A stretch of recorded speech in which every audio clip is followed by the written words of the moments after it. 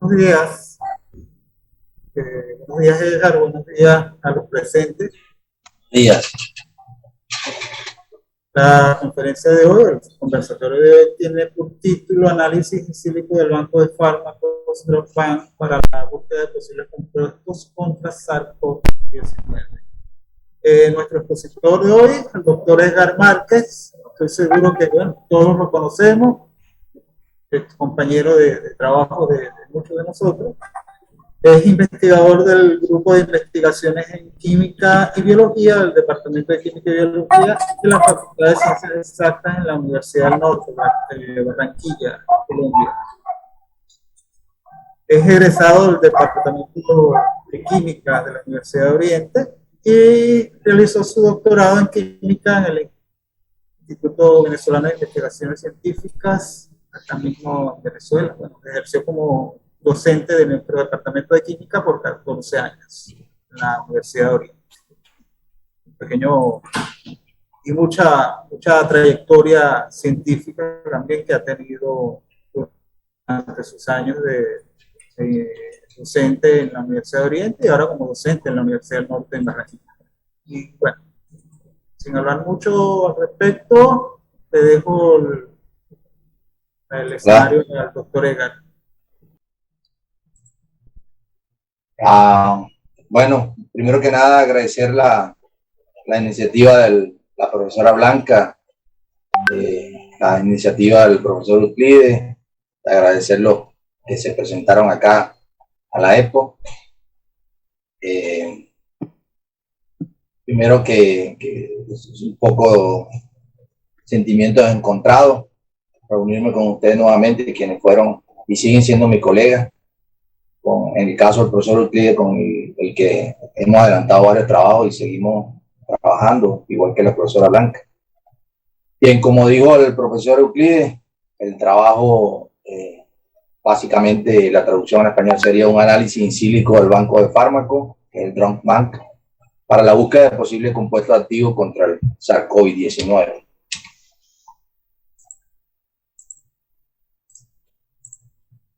Bien, voy a hablarles rápidamente de la universidad de la cual hago parte ahora. La Universidad del Norte es una universidad de corte privada, pero tradicional, es decir, es privada porque no recibe subsidio del gobierno. Si la comparamos con las universidades que tenemos en Venezuela, aquí todas deberían ser privadas porque en todas tienen costo de matrícula, pero en algunas el gobierno subsidia, en otras no, en estas no. Esta universidad está ubicada en el Caribe colombiano, específicamente en Barranquilla, tiene 56 años de edad. Una universidad que le apuesta mucho a lo sostenible, a lo sustentable. Es una de las pocas universidades privadas de Colombia que tiene campus universitario. Esta universidad tiene alrededor de 11.000 estudiantes, tiene 28 pregrados, 28 maestrías, 22 doctorados y más de 100 diplomados y cursos de formación. Según los rankings universitarios, está entre las 5 mejores de aquí de Colombia. Es la primera de la región Caribe en cuanto a los rankings internacionales y es la quinta de Colombia, siendo la tercera entre las universidades privadas. Como les decía, una universidad bastante grande, tiene campus universitario. Acá tenemos un hospital dentro porque está la Facultad de Medicina, tenemos distintos edificios de ingeniería, biblioteca, residencias, restaurantes, por supuesto un campo de fútbol que no puede faltar. Y todo es sostenible en este caso, desde el agua que consumimos acá hasta los alimentos que consumimos, se produce en la misma universidad. Le apuesta muchísimo a la sostenibilidad. Bien, ahora sí hablamos un poco de lo que me trajeron acá, me invitaron, de hablar de investigación, ¿no? Entonces voy a hablar un poco de lo que hemos estado haciendo. Nosotros nos hemos estado enfocando en el área de la biodiversidad. Prácticamente Colombia es el país más biodiverso del mundo, por lo tanto le apuesta bastante a eso. En mi caso particular trabajo en varios frentes. Uno de ellos es la síntesis, el diseño, síntesis de compuestos con actividad biológica. para eso partimos el diseño de la química computacional y tenemos un grupo que hace la síntesis. Estamos trabajando también, nos importa muchísimo el área de la parte de contaminación ambiental. Estamos tratando de diseñar nuevos compuestos que sean biocompatibles, pero que sean capaces de absorber esos contaminantes emergentes, sobre todo los que vienen de la industria farmacéutica. Por eso también tenemos el área de materiales, como ya nombré anteriormente al profesor Euclides, que tenemos varios trabajos y esperamos desarrollar mucho más. Estamos también, pues, sobre todo en la parte de química computacional, pero ya orientados al diseño de fármacos y a reacciones de interés biológico, sobre todo. Y dos líneas que vienen creciendo son la línea de óptica cuántica, que estamos trabajando bastante fuerte en eso, en la interacción luz-materia, y esto en el área de topología química, que nos interesa muchísimo. Ya en el artículo señalamos algo de eso. Y también, por supuesto, hemos tenido la necesidad de trabajar en el área de didáctica de la química. Hemos llevado lo que estamos desarrollando a las aulas de clase para que el estudiante contextualice para qué está utilizando la química, que para qué va a usar la química. Pues nos ha ido relativamente bien. Ya este año 2021 hemos publicado 9 artículos en las áreas que les he estado comentando. Hemos tenido ya una gran cantidad de citas. Pues comprendimos que no se puede trabajar la ciencia solo, se necesita un equipo multidisciplinario y, bueno, gracias a Dios la universidad nos ha ayudado con todo. Bien. Ya metiendo de lleno en el artículo fue publicado en el año 2021, a principios de este año. Fue publicado en la revista Molecules, una revista de Q1, Quartilescopo y Quartilici. Y esto fue una invitación a una edición especial que me la hizo el profesor Pedro Silva. Pedro Silva es un profesor de la Universidad Fernando Pessoa de Portugal, que tuve la oportunidad una vez de reunirme con él en mi pasantía ya, en el doctorado. Y bueno, ahí está el título del artículo, más o menos la traducción en español que habló el profesor Euclides. Fue desarrollado por el caso de Mora, que todos lo conocen, mi persona, y se dan cuenta que fue nuestro estudiante, o digamos nuestro asistente de investigación de la Universidad de San Francisco de Quito. Ya gracias a Dios se acaba de ganar una beca y está ahora en la Universidad de Manchester haciendo su doctorado. Bien, creo que en el caso del COVID no necesita presentación. Ya todos sabemos que es un virus que ha cambiado la vida de muchas personas, en la mayoría de los casos para mal, en otros casos para bien. Pero es un virus que necesita un huésped para poder transmitirse. Ya sabemos que ese virus encaja en una proteína que tenemos nosotros, que es AC2, que entra a la célula y saca copia de sí mismo, ¿no? Es una enfermedad que es bastante contagiosa. No es tan mortal, pero es muy contagiosa, y como les dije, como no se sabía mucho de la enfermedad, entonces este tipo de cosas, cuando no sabemos por qué suceden las cosas, es más difícil atacar. Este virus, que comienza por el anclaje de una proteína S, la proteína spike del virus, pues como le dije, necesita un huésped, o sea, nosotros, para poder transmitir. Eso hace que hoy en día, ya después que pasó algo de la pandemia, conozcamos algunos receptores que pueden ser importantes para atacar la proliferación o evitar la proliferación de este virus. De estos receptores estaremos hablando a lo largo de lo que le voy a presentar. Lo cierto es que un virus es una cosa bastante complicada. Según algunos expertos con que hemos tenido la oportunidad de conversar, dicen que, bueno, es mejor estudiar bacterias, protozoas, pero virus es bastante complicado por la misma naturaleza de este tipo de especies. Bien, todos conocemos los efectos que da tenido el COVID-19 o la COVID-19 como llaman algunos, sobre todo en el desarrollo de los objetivos de sostenibilidad de la Organización de las Naciones Unidas. Esto ha sido catastrófico, sobre todo para la economía, ha aumentado el índice de pobreza en muchos países, el índice de desempleo fue gigante en este tipo de casos.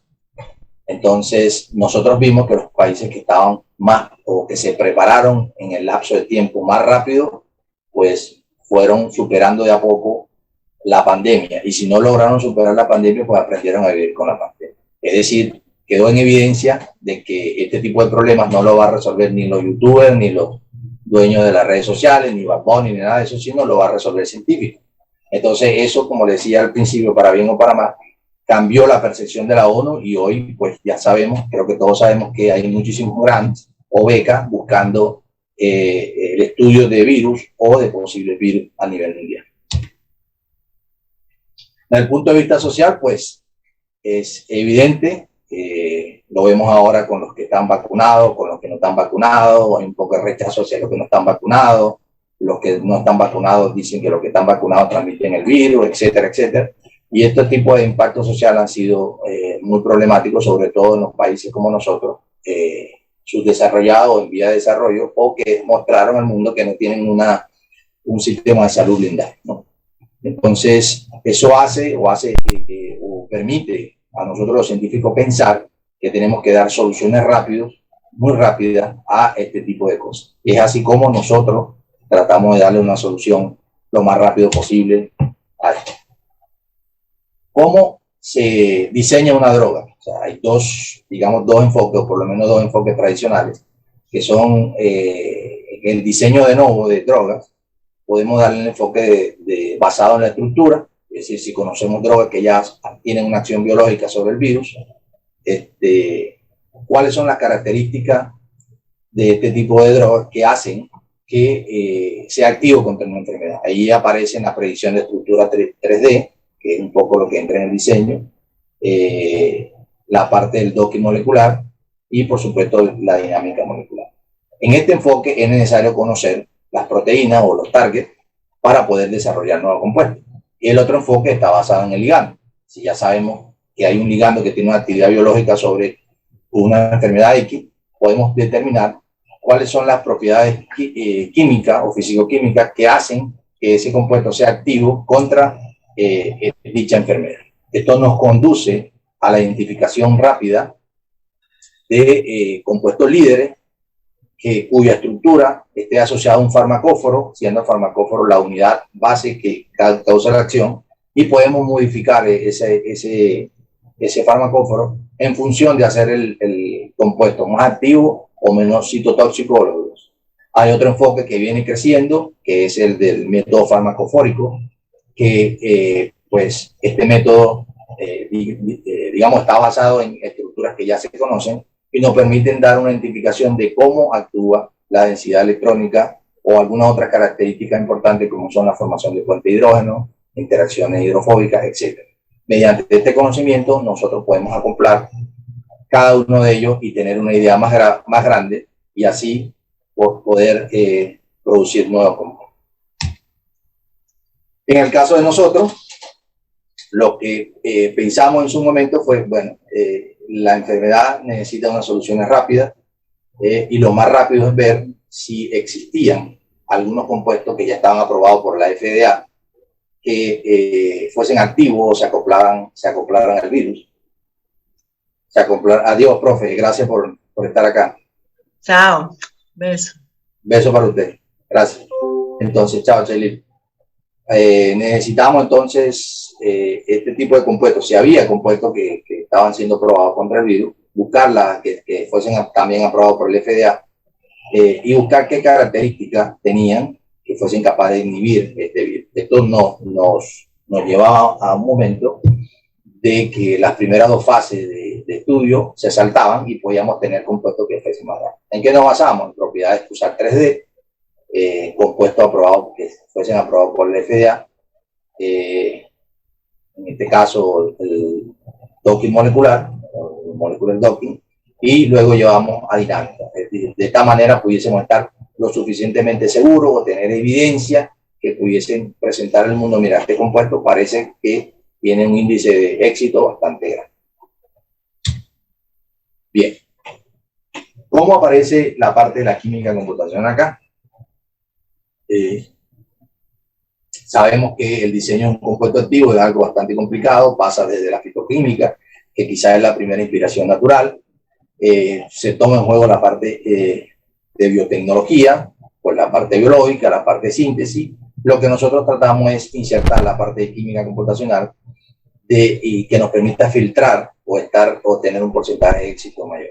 Si normalmente antes de la aparición de la química computacional en la farmacia, 1 de cada 1000 compuestos podría tener éxito, la química computacional y todo esto de estudio en sílico ha ayudado a que el porcentaje de éxito sea mayor. Se gasta menos reactivo, se tiene una huella de carbono menor, etc. Por lo tanto, ya no es un secreto que esta técnica de la química computacional, el estudio en sílico, se ha insertado muy bien en la parte farmacológica y la parte de biotecnología, y ha ayudado mucho a tener compuestos activos de una manera mucho más rápida. Bien, ¿qué hicimos nosotros? Nosotros básicamente comenzamos a tener datos, empezamos a buscar, a crear alertas de búsqueda de investigaciones donde compuestos ya aprobados por el FDA estuviesen siendo aprobados por otros científicos, específicamente ya sea estudios en vitro o estudios en vivo. Así acumulamos una gran cantidad de datos que tenían la actividad reportada por el mismo método, y ahí ya lo que teníamos que buscar era entonces qué característica química le daban a esa actividad biológica. Básicamente nos concentramos en un artículo de Joan et al., que salió en el 2020, al principio de la pandemia, donde él tenía una gran cantidad de compuestos que eran aprobados por la FDA y que se estaban probando contra el COVID. Tomamos esos datos y luego lo que venía era dividir la data entre una data de prueba y una data de tratamiento, lo que se hace en todo estudio estadístico, y luego calculábamos propiedades químicas, físico-químicas, que pudiesen tener relación alguna con esta actividad. Así teníamos descriptores 2D, para eso utilizamos topología química. Básicamente la topología química es llevar una estructura molecular en su mínima energía a un grafo molecular. Utilizamos propiedades 3D, que esas propiedades 3D sí ya dependen de la densidad electrónica. Por lo tanto, aquí necesitamos descriptores electrónicos que tienen que ver con los orbitales HOMO y LUMO. Y luego combinamos estos descriptores 2D con 3D para obtener un modelo, digamos, mucho más robusto. Normalmente, los estudios QSAR dividen los descriptores entre 2D y 3D. Nosotros aquí tratamos de hacer algo más robusto y combinarlo para tener descriptores que tomen en cuenta todo. ¿Por qué hacemos esto? Bueno, nosotros siempre conversábamos de que, bueno, en un grafo molecular es 2D y se pierde mucha información. Nosotros sabemos que químicamente hay estereoquímica y que la estereoquímica tiene mucho que ver con la actividad biológica. Entonces, necesitamos un descriptor que tomara en cuenta el grafo molecular, pero a la vez tomara en cuenta la parte electrónica. Y así aparecieron los descriptores topográficos, que da una visión mucho más real de cada compuesto. Luego viene la parte estadística, los modelos que se generaron, ver si son robustos, si son simplemente azar, ensayo de error, o si tienen significancia estadística. Una vez que nosotros validamos estos modelos, nosotros pasamos esos modelos a el banco de drogas, o el drug bank de la FDA, y nos traímos de todo ese banco de drogas los compuestos que presentaban un factor de respuesta a estos modelos matemáticos bastante alto.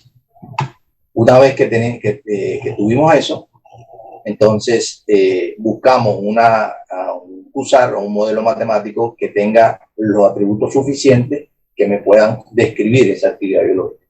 Así nos quedamos con un modelo 2D que tenía en cuenta 3 atributos y un modelo 3D que tenía en cuenta solamente 2 atributos. Combinamos estos dos modelos, hicimos un análisis de dominio de aplicabilidad y encontramos que ese dominio de aplicabilidad cubría el 79% de la data del dropout. Una vez hecho esto, sabiendo que mi modelo matemático cubre casi el 80% del banco de drogas, entonces podemos predecir valores de respuesta, en este caso el PIC50, un PIC50 más grande, indica que la actividad biológica es mejor. Y así, una vez teniendo la predicción, podemos seguir con los estudios que serían los estudios siguientes, que serían la dinámica molecular y el estudio orbital molecular. Eso fue más o menos en general la metodología empleada. Así, lo primero que hicimos fue tener los compuestos que entraban en el dominio de aplicación, y así encontramos una data bastante robusta. La data van compuestos que son desde antivirales de uso común hasta beta bloqueantes, antibióticos, antifúngicos, etc. Esta data bastante robusta nos permite entonces encontrar características específicas y de una manera estadísticamente correcta para poder predecir cuáles son las características químicas que debe tener un compuesto capaz de inhibir el COVID-19. Bien, los descriptores moleculares, lo que hicimos fue descargar las moléculas o la molécula 3D en el Chain, que es el banco de la NIH de Estados Unidos. Una vez que teníamos esta molécula, optimizamos y esa optimización la hacíamos utilizando la teoría del funcional de la densidad a un nivel de teoría bastante alto. ¿Por qué un nivel de teoría bastante alto? Bueno, es como cuando uno hace una reacción química y mezcla los compuestos. Uno siempre trata de que estos compuestos sean lo más puros posible. Estos descriptores, una vez que teníamos la estructura de mínima energía, calculábamos los descriptores electrónicos que tienen que ver con la diferencia HOMO-LUMO de estos dos orbitales. En este caso, estos descriptores moleculares los obteníamos fundamentalmente de la teoría funcional de la densidad conceptual. Conceptos como electronegatividad, hardness, softness, índice electrofílico, densidad electrónica, band gap, entre otras, fueron calculados a partir de la teoría funcional de la densidad. Pero hay otros descriptores, como les había comentado, que son importantes, que son los termodinámicos. Los termodinámicos te dan una guía de qué tanto son capaces esos compuestos de establecer un equilibrio químico, qué tan reactivos son esos compuestos y qué tan entrópicos van a ser esos compuestos. Por supuesto, esta entropía, delta H, está relacionada con la interacción con los targets, con las enzimas, por lo tanto son también importantes. Pero como les dije anteriormente, estos descriptores son tridimensionales, pero tendríamos que acoplarlo con unos descriptores que me demuestren o que incluyan el grafo molecular. Así utilizamos entonces descriptores topográficos. Para esto utilizamos el software KiViLMass, que es un software de corte libre, y a través de ello podemos entonces llevar esta estructura optimizada a una representación de un grafo molecular. Una vez que tenemos el grafo molecular, este grafo molecular lo pasamos a grafos químicos. Y esos grafos químicos, entonces, podemos sacar muchas informaciones importantes y así aplicarlos para ver qué característica de esta debe tener un compuesto para que sea anti-COVID. Bien, así obtuvimos 4 modelos 2D y 4 modelos 3D, siempre con uno con 7 atributos, 6 atributos, 5, 4 y así sucesivamente. Es importante recordar que en un modelo matemático el número de descriptores moleculares no debe ser más amplio que la muestra. Es decir, si yo tengo que dividir el número de muestras entre el número de descriptores, y esto tiene que ser siempre mayor que 5. Si no, el modelo matemático no es robusto estadísticamente. Entonces, nosotros lo que hicimos fue, como le dije, combinar los descriptores 2D con 3D para obtener el modelo más robusto posible. posibilidad. Así obtuvimos un modelo matemático con solamente 5 atributos. Estos atributos, todos en este caso fueron topográficos, es decir, tomaba en cuenta un grafo molecular pesado con una propiedad atómica. Esta propiedad atómica puede ir desde la energía del HOMO hasta el momentum bipolar del compuesto. ¿Qué encontramos nosotros en los atributos? Bueno, que siempre estaban presentes, en su mayoría, descriptores electrónicos y en otras partes, un descriptor termodinámico como es el coeficiente de partición, que es importante. El coeficiente de partición nos da una guía como químico para ver dónde está el posible cálculo. Si está a nivel de membrana o si está dentro de la célula, después de la membrana. Bien. Así construimos el modelo matemático. ¿Y qué hicimos ahora? Pues este modelo matemático lo llevamos al banco de datos. Lo llevamos posteriormente al banco de datos del Dropbox. Primero, antes de llevarlo al banco de datos, lo que hicimos fue una validación estadística. Así le aplicamos un montón de descriptores estadísticos para ver. Y fíjense que cuando graficamos el PIC calculado, que en este caso el que devuelve mi modelo matemático respecto al experimental, nos da una línea recta bastante, con un coeficiente de correlación bastante elevado. Lo que está en negro son los datos que se utilizaron como test, y lo que está en azul, los que se utilizaron como entrenamiento. Es decir, validamos nuestro modelo con una validación externa bastante grande, y la correlación que encontramos pues es bastante buena. Sí nos dimos cuenta que habían 5 compuestos que tenían los valores más elevados y un grupo de compuestos que estaba donde estaba la mayoría, valga la redundancia. El de menor actividad era el fenazopiridina, y los de mayor actividad eran digoxin, niclosamida, salinomicin y digitoxin. Digitoxin y digoxin, como vamos a ver su estructura, son muy parecidos a nivel molecular. La niclosamida es un poco diferente. Pero esto nos permite entonces imaginarnos hacia dónde debe ir mi búsqueda. Mi búsqueda debería ir hacia compuestos que tuviesen estructura o tuviesen características físico-químicas parecidas a estos 4 signos que están. Bien, una vez que nos dimos cuenta que nuestro modelo devuelve los valores que usamos de una manera bastante alta y robusta, lo que nos quedó fue buscar los parámetros de validación. Hicimos la técnica clásica, Leave One Out, luego la mezclamos con Leave One Out Cross Validation, Leave Many Out y Leave Many Out Cross Validation. Utilizamos el bootstrapping, utilizamos el scrambling, y nos devuelve valores estadísticos bastante robustos. Es decir, mi modelo matemático, el modelo matemático con el que yo voy a predecir cosas, está validado estadísticamente. Cuando yo valido estadísticamente, veo que tengo un coeficiente de predicción bastante elevado, alrededor de 0.87. Y esto nos indica que de cada 100 compuestos que yo prediga, probablemente 87.6% están en un rango de valor adecuado. Luego utilizamos el test de Trofas, que es el test que se utiliza por la Organización de Economía Emergente para validar procesos y para predecir valores en el mercado. Así, nuestro modelo pasó todos los criterios de Trofas, y de esa manera pues nuestro modelo era robusto, predecible, reproducible y reproducible. Una vez que hicimos esto, pues entonces nosotros vamos al banco de datos. Ahora sí podemos ir al banco de datos.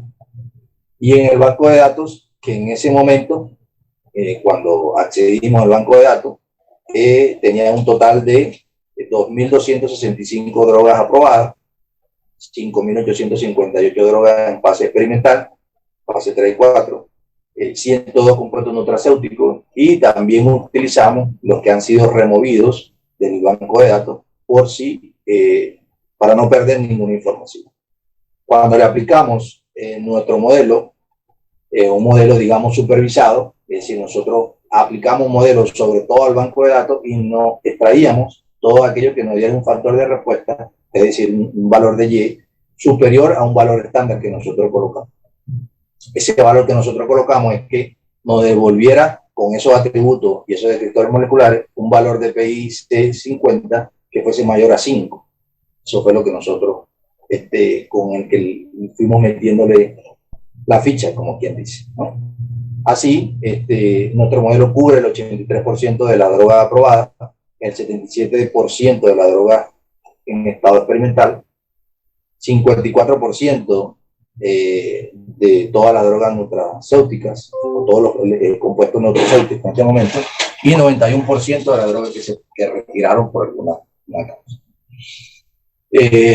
Luego, estos datos nosotros removimos los compuestos que sean inorgánicos, los organometálicos, las sales, mezcla de compuestos, etc. Encontramos que cuando hacemos estos 57 compuestos, tiene un valor de PIC 50 mayor a 6.66, y sobre todo dos compuestos que nos llamaron la atención, que están en fase 3, que son el DB08476, que estoy señalando acá, y el DB07287, que tienen valores de PIC 50 7.1, valores bastante altos para la inhibición del COVID-19. Lo que nos llama también la atención es que la mayoría de los compuestos que entraron en este criterio eran antibióticos. Entonces, ahí tuvimos nuestro primer choque y nuestra primera pelea con el editor, porque cómo utilizar compuestos antibióticos para curar un virus. Y pues de ahí salieron cosas interesantes que algunas se pusieron en el artículo, otras nos lo mandaron a quitar para evitar problemas. Bien. Pero la data que sacamos también es bastante extensa. Encontramos ahí compuestos pues, que son utilizados para todo, desde compuestos antibióticos, encontramos antifúngicos, encontramos beta-bloqueantes, algunos que estaban en fase 2 para tratados para problemas cardíacos, etcétera, ¿no? Entonces esa data robusta también es buena porque nos permite seguir filtrando hasta encontrar las características adecuadas que deben tener los compuestos para ser anticovid. Bien, ¿qué hicimos luego? O sea, nuestro modelo matemático es simplemente un modelo matemático. Puede ser interpretado químicamente, pero eso no solamente nos dice que tenemos un modelo que cubre una data que estamos estudiando, es decir, un rango de aplicación. Químicamente lo que tenemos que buscar es propiedades físico-químicas que nos permitan decir cómo está actuando o por qué está actuando un compuesto ante la enfermedad, en este caso COVID. Y utilizamos el modelo farmacofórico. Esto lo hicimos con el propósito de filtrar y seguir filtrando hasta tener una data robusta y decirle a la comunidad científica, bueno, podemos utilizar estos compuestos, podemos probar estos compuestos para ver si tienen actividad anticovid. Y este modelo farmacofórico, utilizamos los 4 más activos y logramos tener algunas características interesantes. Este modelo farmacofórico lo que nos va a devolver es otro modelo que nos va a decir, bueno, su compuesto tiene que tener por ejemplo, debe tener 2 focos de densidad electrónica a esta distancia. Su compuesto debería tener 2 compuestos dadores de puente de hidrógeno a esta distancia. Y así uno va moldeando el farmacofórico que uno desea construir. Así obtuvimos 5 modelos farmacofóricos. El modelo 1, que teniendo 3 compuestos dadores de puente de hidrógeno cerca y un compuesto que fuese capaz de dar una interacción hidrofóbica tipo pipí, solamente logramos uno solo. Pero los 2 últimos modelos que tenían el modelo 4, 2 puentes de hidrógeno y una interacción hidrofóbica, logramos tener 48 hits, y el modelo 5, 45.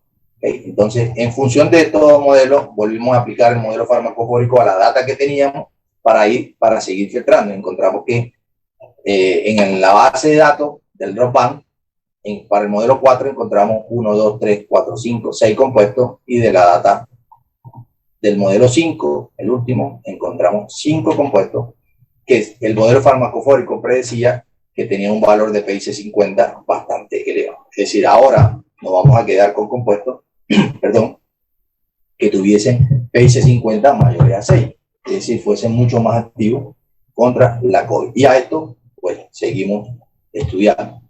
Bien. Una vez que nosotros tenemos los compuestos seleccionados, que tenemos un banco de compuestos que pudiesen tener un PIC50 bastante elevado contra el COVID, que pudiesen ser potencialmente inhibidores en este caso del COVID, pasa a explicar un mecanismo de acción. Es muy importante explicar el mecanismo de acción porque si un compuesto normalmente tiene un acoplamiento a una proteína que no está conservada a lo largo del tiempo, es posible que ese medicamento no dure mucho y su acción sea menos potente, es decir, se necesita utilizar más cantidad y con el tiempo pues se va perdiendo eso. Por eso nosotros en este caso buscamos ver cuáles de esos compuestos se acoplaba perfectamente en algunas proteínas clave. Las proteínas clave que usamos en ese caso son la MPRO, PLPRO y RDRP. ¿Por qué utilizamos estas tres? Bueno, a lo largo del virus, en primer lugar, fueron una de las primeras que se lograron aislar, y segundo, se ha demostrado que en el campo de los virus, estas tres proteínas están conservadas, es decir, se han conservado en la evolución, lo que indica que son, digamos, críticas para la replicación del virus. Dos de esas proteínas son proteasas principales, main proteasa y papain proteasa, y la otra es una RNA dependente, o polimerasa, es decir, que esta es una de las señoras que se encarga de replicar el ARN para que el virus, cuando salga de esas células, infecte a otras. Por lo tanto, son proteínas clave. Bien, entonces nuestro estudio va dirigido entonces de esos compuestos que están ahí, cuáles son capaces de inhibir estas tres proteínas. Eso nos garantiza a nosotros que hay muchas posibilidades de que el virus sea inhibido, por lo menos evitar que se replique. Pero en el estudio de docking es importante tener un redocking, es decir, tenemos que tener algo con que comparar. No porque un compuesto se acople a través del docking a una proteína específica, ya inmediatamente ese compuesto es un inhibidor. No, hay que tener una comparación, ¿no? En esto utilizamos inhibidores asociados ya a esa proteína. Para el caso de la MPRO, está ya reportado que uno de sus inhibidores es el N3. Para el caso del PLPRO, se está reportado que el compuesto PIR 250 es un inhibidor, y el Remdesivir, que pues es muy nombrado, que es capaz de inhibir la proteína RNA polimerasa, ¿no? El Remdesivir fue uno de los últimos compuestos antivirales. Se usaba básicamente en el caso del virus del VIH. Entonces utilizamos esos tres inhibidores y lo que hicimos fue hacer el estudio docking de toda la data, de los más activos, de los menos activos, y ver cómo se comportaban, y eso nos permitía inferir dos cosas. Primero, un posible mecanismo de acción. Segundo, descartar más compuestos. Así, lo primero que uno hace es el redocking, es decir, tenemos que comparar mi compuesto con el inhibidor natural. En este caso le presento el de MPRO.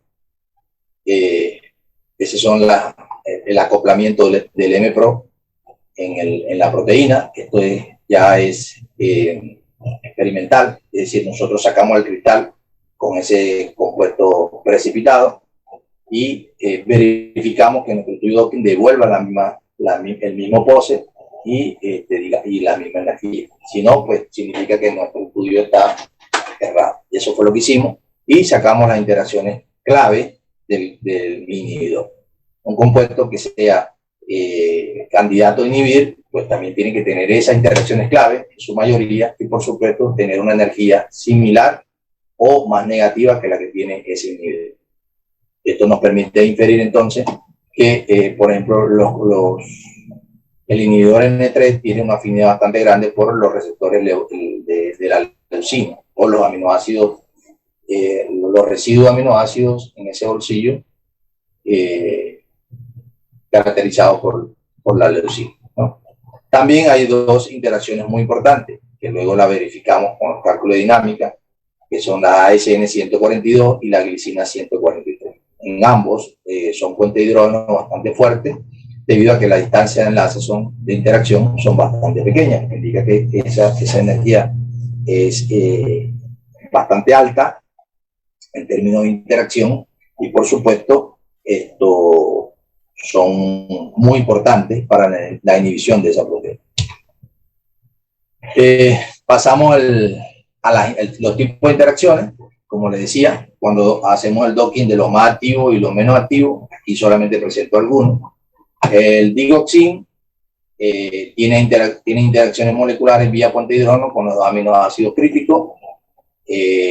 Cloroquina, pues no presenta la formación de ningún puente de hidrógeno, por lo menos en el docking. El remdesivir tiene interacciones con uno solo de los compuestos de los aminoácidos principales, pero en el caso de los trials, que son los compuestos experimentales que sacamos del banco de datos, como vimos, hay uno de ellos, de los más activos, que tienen interacciones moleculares muy importantes. Incluso esto dan mayor interacciones de tipo dipolo-dipolo que el inhibidor natural. Entonces, eso ya uno le va poniendo la ficha para el filtro posterior.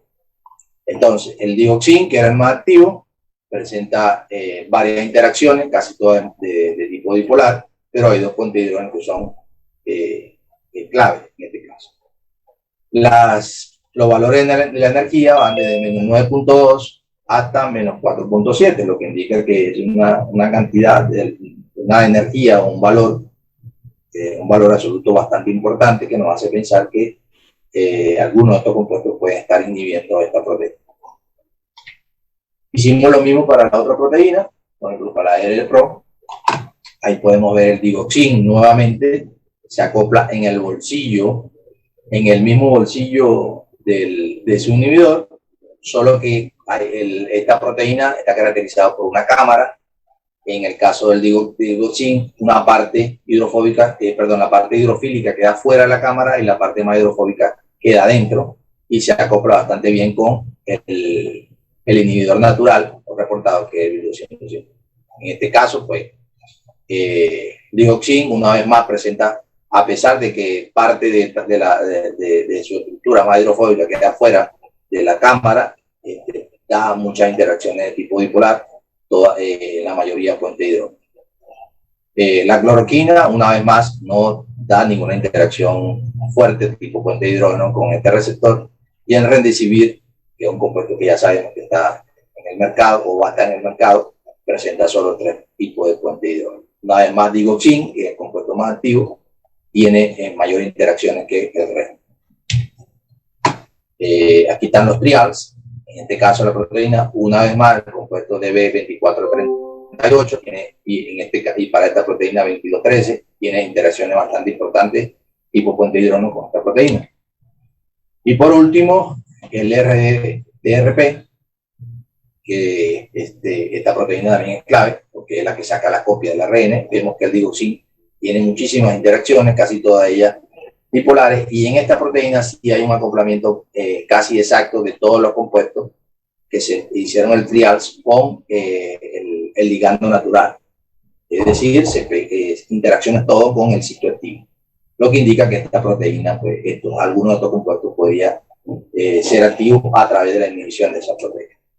En este caso, lo que esperábamos en el remdesivir, que es el ligando que ya se precipitó, que tiene, digamos, cuatro interacciones dipolares con hidrógeno, pero una vez más el digoxin tiene más interacciones que el remdesivir y tiene más puente de hidrógeno. ¿Okay? Hasta ahora, lo que nos decía el docking era que el digoxin es un compuesto clave, y algunos de los trials es un compuesto interesante para su efecto. Con lo que les decía, los triales, aquí está. Los triales sí dan buena interacción, sobre todo estos 4 con las 3 proteínas que hemos visto. Bien, cuando hicimos todos los docking, encontramos esto, y ahora, ¿qué teníamos que hacer? Lo que nos quedaba hacer era verificar si ese acoplamiento del docking era correcto o no. ¿Cómo se hace eso? Normalmente el docking tiene un rango de éxito de entre 60 y 70%. A veces depende mucho de la proteína que se esté estudiando. Sin embargo, la prueba que nos confirma que un compuesto puede entrar a un bolsillo catalítico, a un sitio de acción, y dar la acción biológica es la dinámica molecular. Entonces, ¿qué hicimos? Tomamos lo más activo y lo menos activo y hicimos dinámica molecular con estas tres proteínas para poder comparar. Para esto utilizamos el software GROMAC 2019, un software digamos, libre, software libre. Y obtuvimos lo siguiente. Lo primero que tenemos que hacer, ver en la dinámica, es que se encuentra un plató en las gráficas de RMSD. RMSD es qué tanto se mueve o cuál es el error de una pose con respecto a otra. Alcanza un mínimo. Aquí utilizamos 40 nanosegundos en cada caso. Y pues se obtuvieron en mínimo. La segunda parte, que es la B, nos dice cómo se mueve la energía, cómo fluctúa la energía. Dos tipos de energía, coulombica y Lennard-Jones, vemos que alcanza también mínimo. Y la tercera gráfica es el número de puente de hidrógeno con respecto al tiempo, ¿no? En el caso del digoxin, el número de puente de hidrógeno en el tiempo es bastante alto, va desde 4 hasta 8.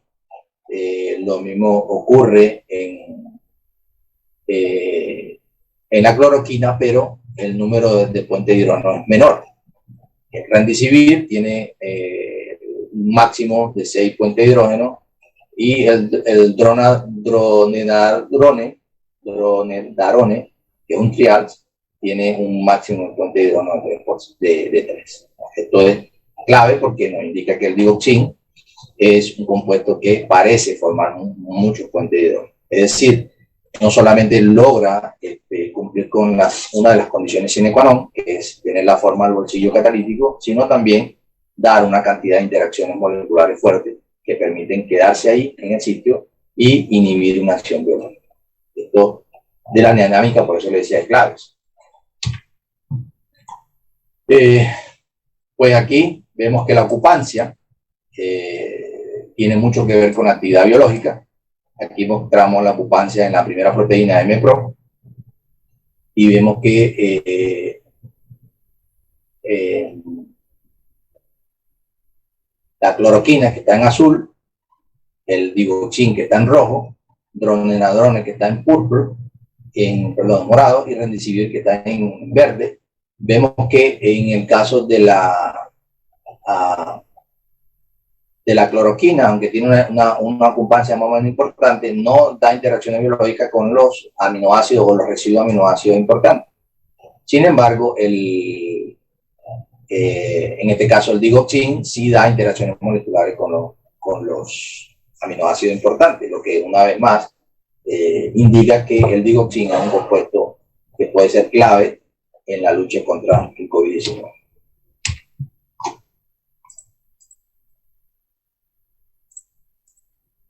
Bien, ahora pasamos a la proteína PLPRO y obtuvimos pues básicamente los resultados parecidos. Nos permiten sacar cuánto puente de hidrógeno tenemos, cuál es el compuesto más activo en cuanto a la dinámica, etc. Lo más importante es que obtuvimos digamos, una dinámica estable en los 40 picosegundos que usamos.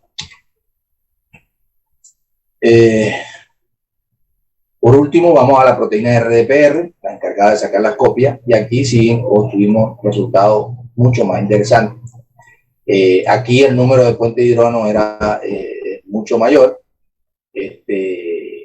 tanto para el digoxin como para el Remdesivir. El Remdesivir lo esperábamos porque es un ligando que ya estaba precipitado, pero no para el digoxin. Sin embargo, el digoxin sí presenta una cantidad de puente de hidrógeno muy interesante y bastante alta, alrededor de 6 puentes de hidrógeno, cuando el Remdesivir, que es el compuesto natural, tiene también una cantidad de puente de hidrógeno similar. Lo que pasa es que los puentes de hidrógeno del digoxin permanecen más en el tiempo que los puentes de hidrógeno por las interacciones dipolares que el Remdesivir. Mientras más tiempo tarde en el sitio de unión, pues más posibilidad hay que inhiba esa proteína. Eso fue lo que obtuvimos. ¿Ya? Y aquí vemos una imagen, digamos, tridimensional de lo que sucede en el sitio de unión. Solamente en el sitio de unión, esta proteína RP, que tiene una cadena de ARN ya incorporada porque es la que va a replicar, solamente en ese sitio de unión están interactuando el digoxin y el remdesivir. No solamente interactúan, sino, como dije anteriormente, da una cantidad de puente de hidrógeno interesante. Esto indica que este compuesto, digoxin, y entre otros que obviamente no mostré acá, pero está en el artículo, pueden ser candidatos, o en ese momento podían ser candidatos para escribir código, ¿no? Aquí pues vemos lo mismo. Aquí vemos que mientras más sea la ocupancia, mayor es la cantidad de puente de hidrógeno. Entonces, esto es clave, porque si permanece más en el sitio activo, ya repitiendo, y tienes más interacciones moleculares con los residuos importantes, entonces hay mayor probabilidad de que sea un compuesto. Estos son los residuos que les comentaba. La distancia de cada uno de los compuestos con respecto a estos residuos clave. Es claro que en el caso del digoxin, siempre el digoxin permanece mucho más cerca de estos aminoácidos. Es decir, esta gráfica muestra que el digoxin puede entrar al sitio de unión, tiene la forma parecida al sitio de unión, da interacciones moleculares y como plus permanece mucho tiempo en el tiempo de esas interacciones moleculares. Lo que indica entonces que este señor es un candidato, digamos, potencial para la inhibición del proteína. Cuando sacamos la energía de interacción, pues tenemos cosas bastante interesantes. Para la proteína MPRO, pues cloroquina y digoxin son candidatos importantes. ¿Cuál es la diferencia? Como le dije, digoxin pasa más tiempo en el sitio activo, cloroquina pareciera que está actuando de una manera alostérica, es decir, un poco lejos del sitio de unión. Para la proteína PLPRO, encontramos que aquí se ve que el ligando natural es menos 15.1099, la cloroquina da menos 17.70, es decir, que la cloroquina es mucho más activo que el mismo inhibidor, y el digoxin que da una energía más fuerte tanto para la proteína PLPRO como para la RDPR, ¿no? Menos 23.79 es la más grande o la más negativa que todo. Entonces, tiene más energía, interacciona con una energía superior al ligando, da mayor cantidad de interacciones moleculares. O sea, es evidente, pues una sugerencia bastante grande que el digoxin puede inhibir el virus a través de la inhibición, valga la redundancia, de las dos proteínas, de las dos proteasas principales. En el caso de la RDPR, el remdesivir, que es el que se muestra, el que sabemos que está en la farmacia, tiene una energía inferior el valor absoluto de la energía de remdesivir es inferior al dronedaradone. Entonces el dronedaradone parece que también pudiese actuar contra el virus, pero solamente inhibiendo esta proteína. Lo del digoxin es interesante porque es capaz de inhibir estas tres proteínas. Y aunque solamente mostramos aquí el digoxin, este resultado también se hizo para la nitrosamina y algunos otros compuestos que son capaces de inhibir las tres proteínas con una energía bastante considerable. Bien, sabiendo que estos candidatos, que la dinámica, el docking, nos iba a decir cuáles pudiesen ser los candidatos adecuados, la otra pregunta que teníamos que como químicos necesitamos responder es ¿cómo es la forma de los orbitales frontera? O si hay alguna relación de todo esto con los orbitales fronteras.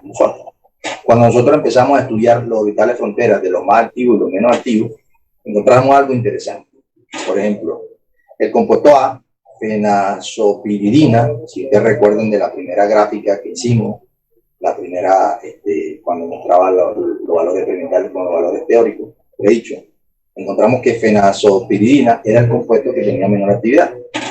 Y fíjense que esa actividad fíjense lo que pasa en los dos orbitales. El HOMO y el LUMO están localizados en el mismo sitio. No hay diferencia entre dónde está el HOMO y dónde está el LUMO. Sin embargo, cuando vamos a un compuesto pues mucho más activo, como la niclosamida, como vemos acá, o el digoxin, ¿qué podemos ver? Podemos ver que el HOMO está localizado en un lado de la molécula y el LUMO está localizado en la otra parte de la molécula.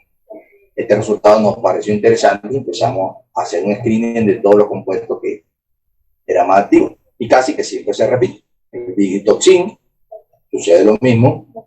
El digoxin, que está aquí, pues sucede lo mismo. El HOMO de un lado, el LUMO de otro lado. El salinomicin, también sucede lo mismo. Y pues así con casi todo, ¿no? Entonces pareciera que esto es una característica muy importante para este tipo de compuestos. Bien, ahora, si esto es así, pues debería cumplirse en los nuevos trials, los compuestos que están experimentales en el FDA, y hicimos la prueba, a ver. Y pues nos resultó siempre una, digamos, polarización del orbital molecular, salvo para el compuesto E, que en este caso es el DB08476, ¿no? Que tiene los orbitales moleculares en el mismo lado de la molécula. Entonces, uno solo de varios que estudiamos. Parece ser que esto de orbitales moleculares también es importante. Entonces, no solamente es una característica que nos da el CUSAR, sino también tiene mucho que ver con los orbitales moleculares. Entonces, esto nos permitirá a futuro hacer modificaciones estructurales y ver si pueden ser más activos o menos activos. Por ahora, ¿qué conclusión sacamos? Pues la conclusión creo que es inmediata. Combinando CUSAR, dinámica molecular y modelo farmacofórico, podemos entonces tener herramientas importantes para el desarrollo, diseño y reutilización de drogas. No solo el COVID, sino para cualquiera. Nuestro modelo, pues parece que está funcionando después de que publicamos esto. A mitad de este año, la niclosamida empieza a ser usada, ya de hecho está usada como compuesto anticótico. El digoxin, que veníamos hablando de todo esto, el digoxin como caballito de batalla, ya también está en creo que fase 3 para la COVID. Base de oxifeno, que también lo mostré, pues también ya empieza a usarse como posible compuesto anti-COVID, y así algunos otros que ya están funcionando como compuesto anti-COVID. Esto nos dice que nuestro modelo o funciona o puede ser serendipia. Yo creo que mucho más que funciona porque hemos venido construyendo esto para hoy. Este artículo pues ha sido descargado hasta el día de ayer más de 1.600 veces. Hasta ahora tenemos 6 citaciones. Y bueno, seguimos trabajando en todo eso. Este modelo lo hemos venido aplicando a compuestos antimaláricos, compuestos anticáncer, antileishmania. Ahora mismo estamos enrolados en un proyecto de tuberculosis con estudiante doctoral y el leishmaniásico con otro estudiante. Bien, no me quiero despedir sin presentarle mi equipo de investigación. Por supuesto, ya conocen a Mora, siempre está en mi equipo, egresado también de la UDO, todos lo conocemos. Nosotros estamos encargados del diseño y la puesta en práctica de tanto de compuestos con actividad biológica o buscando matrices biocompatibles para la degradación, construyendo un compuesto específico. Tenemos 3 personas que hacen la síntesis. Ellos más o menos nos reunimos y nos van diciendo qué tipo de compuestos queremos y para qué. Hacemos todo esto de CUSAR, de dinámica molecular, y le presentamos, bueno, es probable que estos sean activos y estos no. Y en función de eso se hace la síntesis. El doctor Maximiliano Méndez, el que está con nosotros en el área de polímero e hidrogel, si tenemos interés de hacer una liberación, una asociación de un compuesto específico, pues partimos de la química computacional y diseñamos o encontramos en este caso la matriz adecuada vía interacción molecular.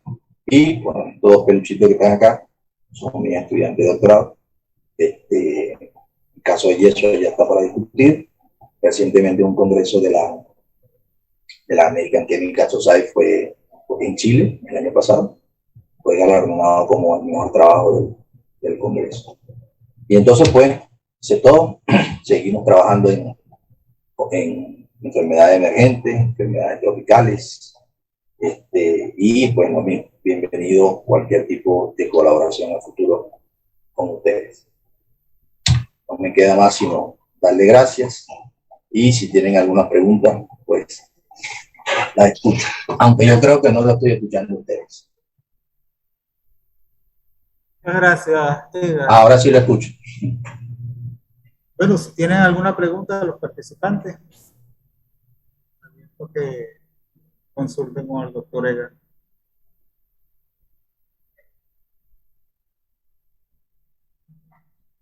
¿Puedo preguntar o hay orden de...? No, tú eres la más chiquita, pregunta tú primero.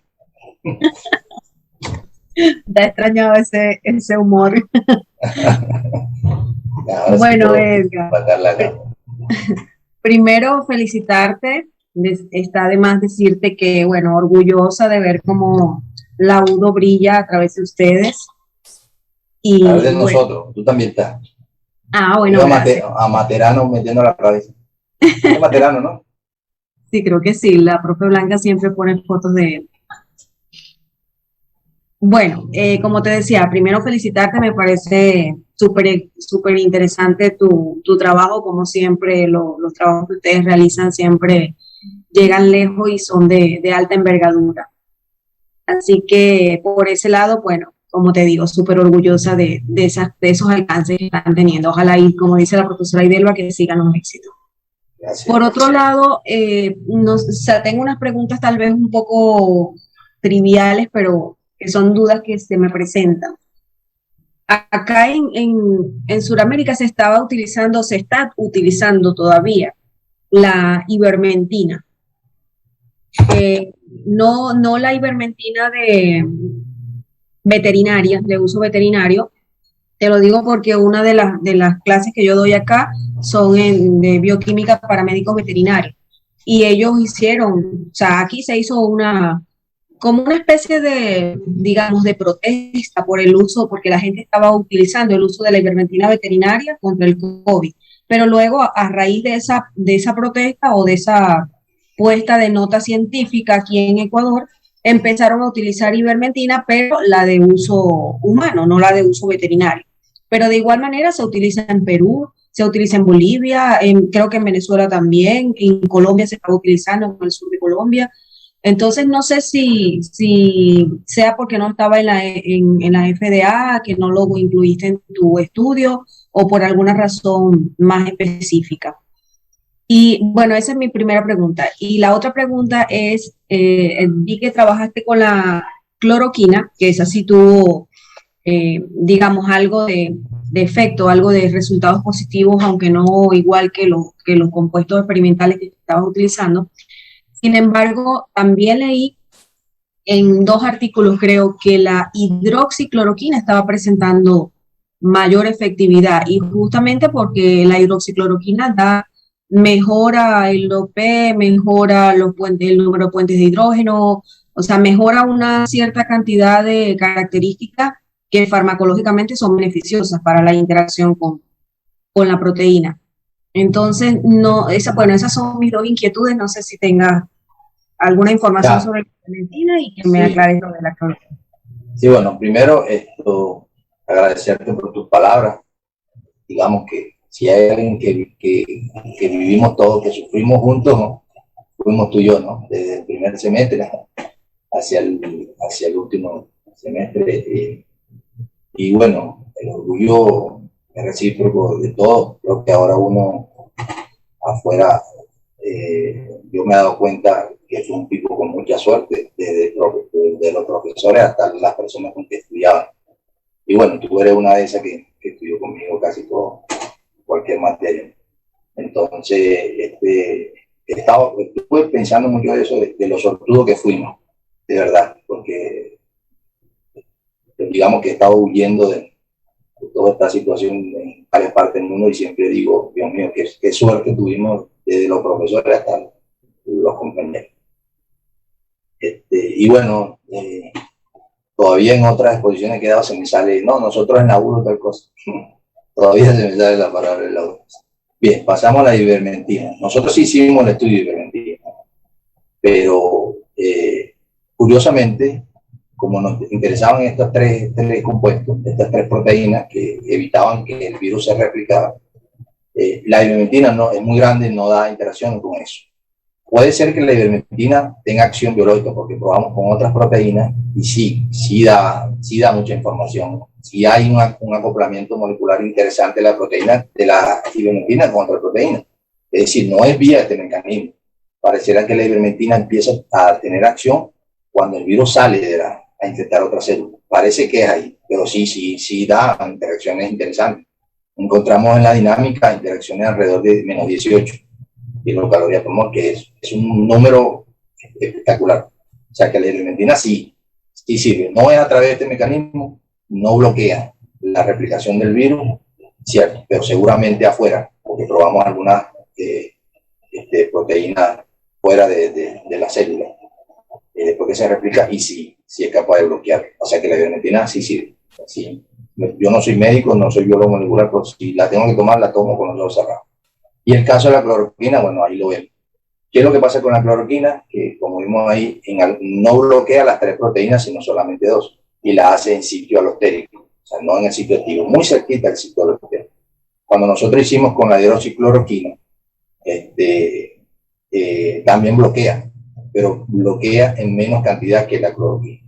Yo creo que la cloroquina se debe tomar más que la hidroxicloroquina, porque también la cloroquina tiene una función de que modula pH, ¿ya? Modula pH, y al modular pH fuera de la célula puede matar el virus cuando sale la célula, por las dos cosas. O sea, la cloroquina, como vimos, a pesar que está en sitios cerquitas, sitio alostérico, afuera de ella sí tiene buena acción como inmune. Lo que sí no va a tener buena acción como vimos el Remdesivir. Y de hecho nadie se ha salvado con más Remdesivir. La cloroquina, incluso por la cuestión del pH, como modula pH, puede ser hasta profiláctico, lo que lo he visto en algunos artículos. Pero la ivermectina sí, químicamente funciona, o sea, ya biológicamente que no digan otra cosa, pero químicamente estamos viendo que se acopla. Y aquí hay una cosa interesante. Puede ser que el docking y después la dinámica molecular te diga que acopla y después pues biológicamente no da. Lo que nunca va a ocurrir es que el docking y la dinámica molecular te digan que no acopla y después biológicamente se acopla. Eso sí no va a suceder, ¿no? Entonces, pues sí, o sea, ivermectina funciona. No a través de este mecanismo de estas tres proteínas principales, pero sí funciona. Químicamente sí funciona. Biológicamente he visto que la gente también ha salido de situaciones difíciles con eso. Y la cloroquina también. Pero por lo que he visto tiene doble acción, profiláctica y inhibe este tipo de proteínas. Por eso lo que sí he visto, Chaylil, es que y creo que esto es la lógica de esto, como se acopla a un sitio alostérico, permite que sea consumida en una mezcla de compuestos. Lo que yo he visto, por ejemplo, cloroquina con otro compuesto, favorece, cuando se pega en este sitio alostérico, favorece a que el otro compuesto se acople mejor a los proteínas. Eso sí lo he visto. O sea que eso sí está funcionando. Sí, bueno, gracias Edgar por aclararme algunas cosas. Con respecto a la ivermectina, o sea, por comentarte, acá se hicieron algunos estudios. En realidad, tal como tú dices, no actúa antes, no evita que el virus se replique. Pero no sé bajo qué mecanismo, porque eso sí no lo he visto, no he visto que hayan sacado publicaciones al respecto. No sé bajo qué mecanismo evita el aumento de la carga viral, porque la mayoría de las personas que utilizan la cloroquina, por lo menos acá en lo que hemos visto acá, es que las personas que utilizan la cloroquina ya están infectadas y de hecho ya tienen síntomas. pero la carga viral en ellos es mucho menor y crece con una, o sea, si crece lo hace muy lentamente, la carga si aumenta lo hace muy lentamente y en la mayoría de los casos no aumenta, lo que pareciera que la ivermectina evita el aumento de la carga viral. En cambio, las personas que no consumen ivermectina aumenta, pero con una velocidad impresionante. O sea, la gaussiana es alta y aguda en las personas que no consumen ivermectina. Eso digamos, se vio aquí, se vio también en Perú y como te digo, en el sur de Colombia. Pero en Venezuela, pues obviamente no hay datos, no hay quien esté estudiando eso, se está usando, sí se ha usado ivermectina en Venezuela, pero no hay datos como para comparar. Entonces, bueno, eso básicamente es No, lo que te... eso es interesante, ¿no?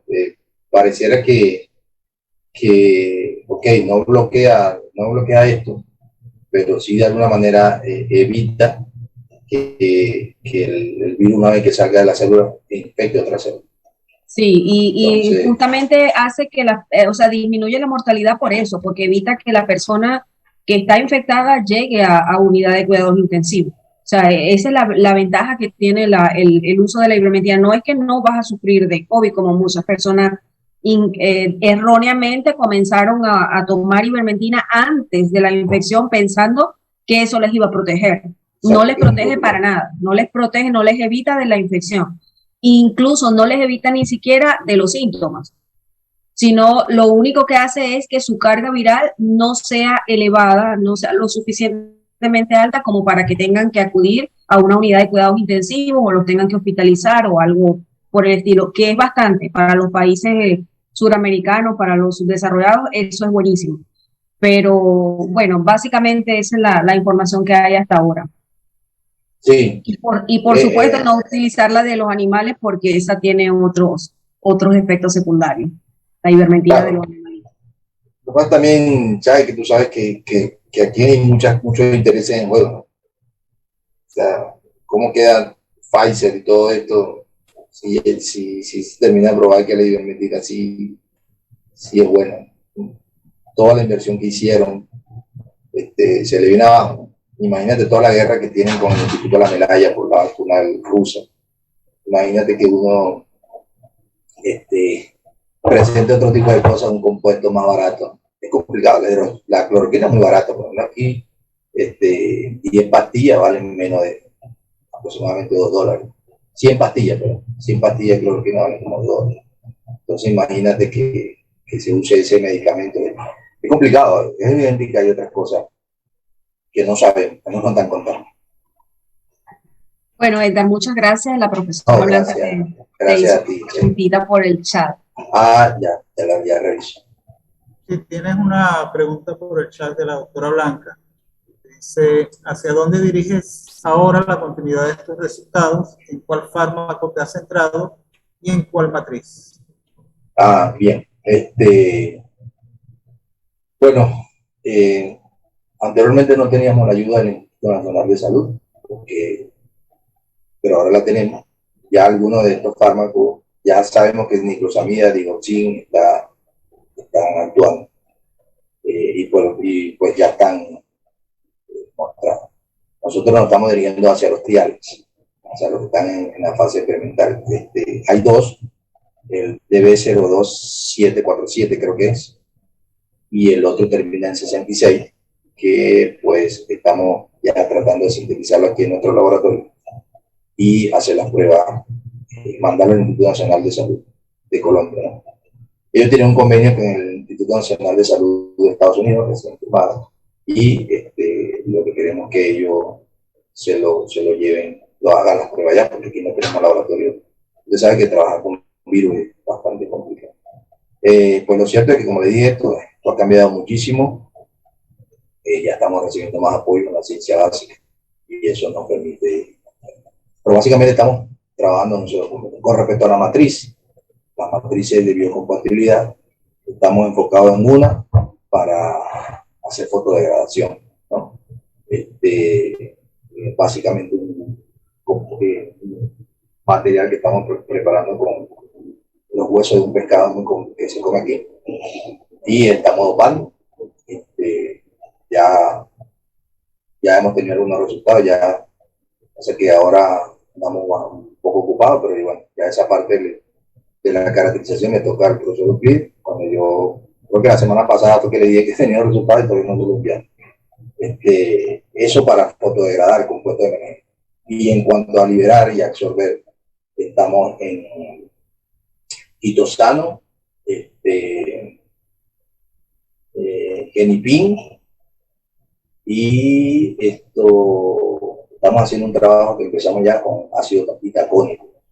Esos son los 3 ahora que están. Porque no existe la supermatriz que va a absorber y liberar todo. Ahí, ¿qué hacemos? Hacemos un estudio de interacciones moleculares